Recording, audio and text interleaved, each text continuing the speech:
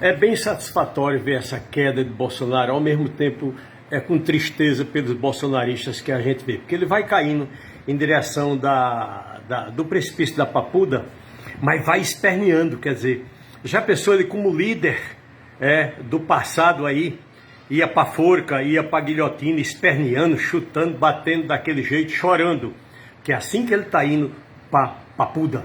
Tá certo? E ele ainda querendo, nesse esperneio dele, com essas ações dele, querendo mais gente presa. Quer dizer, ele vai levar gente pro meio da rua, que nem ele levou da outra vez, todo mundo preso, lascado aí, ele pintando de bonzinho, dizendo que não mandou ninguém. Olha, ele chama, se a pessoa for, ele diz que não chamou ninguém, né? Então é infame, é insólito, é macabro isso da parte dele, tá certo?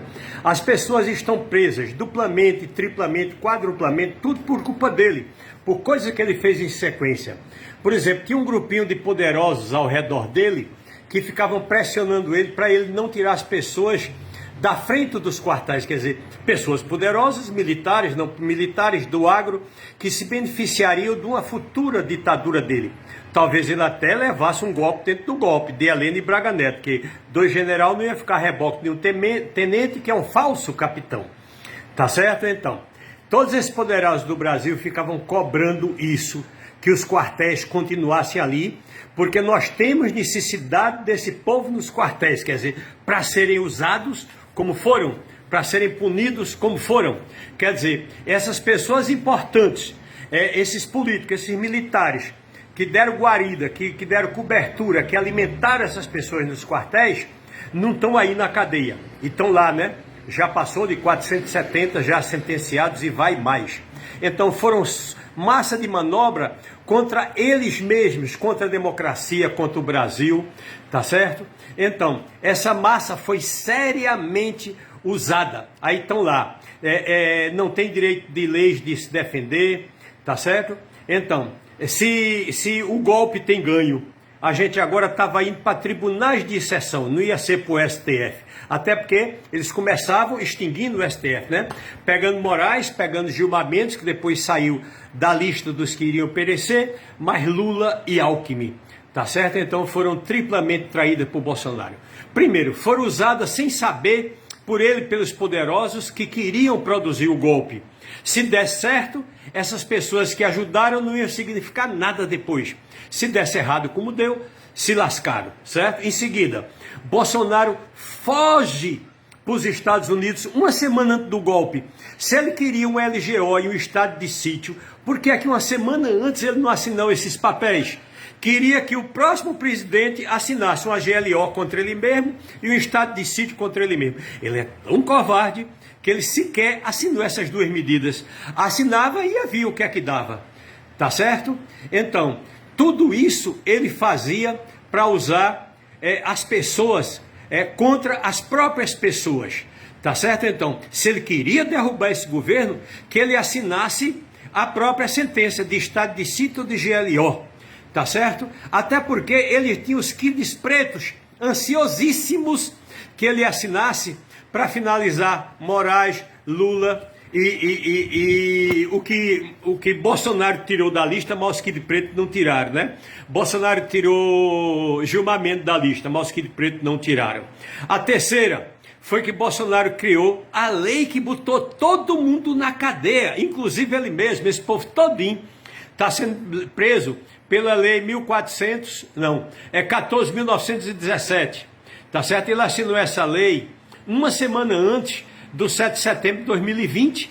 Aí, a partir daí, Saro Inter foi preso, Eustáquio foi preso, Monarque deportado, Alan dos Santos deportado, Constantino deportado, Paulo Figueiredo deportado. Ele agora vai ser preso por uma lei que ele mesmo redigiu e aprovou. Tá certo? Agora, ele é um cadáver ambulante político e vem chamando as pessoas para ir para o meio da rua questionar a parte legal do país. Tá certo? Então, ele é muito franco em planejar o fim das pessoas. Certo? Então, cadê o não matar? Cadê o não roubar? Tá certo? Cadê o não roubar refinaria de petróleo? Cadê o não roubar joia? Quer dizer, então, ele tentou mudar a lei do país, mas ele mudou todas as leis do cristianismo.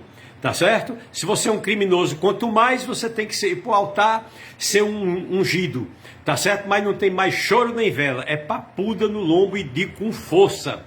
Tá certo? Qualquer sentença para Bolsonaro é menos do que ele merece. Agora eu quero ver com você, varão, com você, varoa. Há 2 anos atrás o governo era Bolsonaro. Olhe para sua geladeira, para sua despensa, mais ou menos no dia 20. Olhe para sua garagem, quer dizer, não tem nenhuma moto lá. Na época do governo Bolsonaro, sua geladeira, sua despensa eram vazias. E o que é que ele fez? Ele escondeu a fome, certo? Ele proibiu o IBGE de fazer a consulta por amostra de domicílios para ver como é que estava a despensa e a geladeira das pessoas, tá certo? Ele escondendo a fome, quer dizer, demitiu todo mundo do IBGE, fez tudo o que pôde, certo? Agora, gente, vamos embora porque o Milton Ribeiro é o primeiro ex-ministro de Bolsonaro, ex-ministro da Educação, que é um aloprado, né?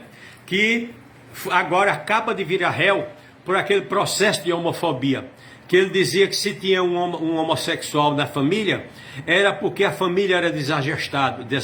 Então ele tinha transfobia. Como é que eu, no serviço público, chega uma pessoa com a roupa que eu não gosto e eu digo que não vou atender, certo? É aquele mesmo ministro idiota das barras de ouro, que trocava barra de ouro por emenda para as escolas, tá certo? Ainda tem outros processos para ele. E tem aquele do tiro no aeroporto. Ele nunca comprou uma arma na vida. Por influência de Bolsonaro, comprou uma arma que ele não sabia manusear nem usar. Aí chega em pleno aeroporto, com a fila de gente atrás, uma moça na frente, uma fila de gente do lado, outra do outro lado, ele vai manusear essa arma. Não dispara não, dá um estouro a arma e atinge a moça que está à frente dele, tá certo? Então, isso é Bolsonaro, isso é influência do bolsonarismo. Eu acho que Milton Ribeiro estava querendo virar um danita. O danita era aqueles exércitos bíblicos que eles formavam nos Estados Unidos, os anglicanos contra os pentecostais, contra o calvinista, contra o luterano, contra os batistas, tá certo? Eles lutavam entre eles mesmos. E só lembrando, aquele grupinho KKK, que não é um sorriso, que era muita morte para negros e judeus, certo? Eram formados de quem? De pastores, de diáconos, de metodistas, de presbiteriano, de tudo que não presta, de pastor, tá certo? Diáconos, pastores, presbíteros, tudo. Eles eram formados disso aí, aqueles caras que viviam vestidos de branco. Todos eram oriundos daí. Quer dizer, Milton Ribeiro achou que era um danita, que era mais um exército armado. Quando eles iam para o oeste, aí já ia, né? Oregon, Montana, qualquer tribo, quando eles já iam para o oeste, para o Arizona, essas tribos bíblicas já iam antes para ocupar esses lugares. Tá certo? E para encerrar, para vocês entenderem porque é que o Google está tão com projeção no governo Trump, de estar na posse, de ter ministério, de ter tudo. Eles estão mudando a história do Google. Então você precisa de novo ter uma Delta La Russa, enciclopédia em casa, ou uma Barça. Porque no Google agora, o Golfo do México já é da Texas, da Califórnia. O Canal do Panamá já é dos Estados Unidos desde criancinha. Quando Colombo fez, ou os exploradores fizeram a primeira vez o Canal do Panamá, que é bem estreitinho, para passar para o outro lado, para vir-se embora do Peru, já era dos americanos. No Google, a ilha, a Groenlândia, já é dos americanos. Então, o vencedor escreve a história, o americano escreveu a história, certo? Mas agora está reescrevendo. Ele não gostou de quem escreveu, porque na Segunda Guerra, pelo Google, quem ganhou foi os americanos, né? Que só chegaram depois da guerra ganha pelos russos, aí fizeram aquele desembarque atabalhoado em massa para pegar o butim da guerra, para pegar uma parte da Alemanha, tá certo? Mas sequer guerrearam, é só ver o tanto de russos que morreu na guerra e o tanto de americanos que morreu na guerra, quer dizer, foi uma fração. Então, para isso o Google está prestando. Então, estão mudando toda a história. Veja o que o Google fala agora da história de Israel. É como se Israel já tivesse direito líquido e natural a fazer o massacre que está fazendo. Tá certo? Então, toda desconfiança ao Google, nós precisamos de uma plataforma alternativa ao Google. A China já tem isso, a Rússia já tem isso, a gente só precisa frequentar mais essas plataformas. Temos que abandonar o Google de uma vez por todas.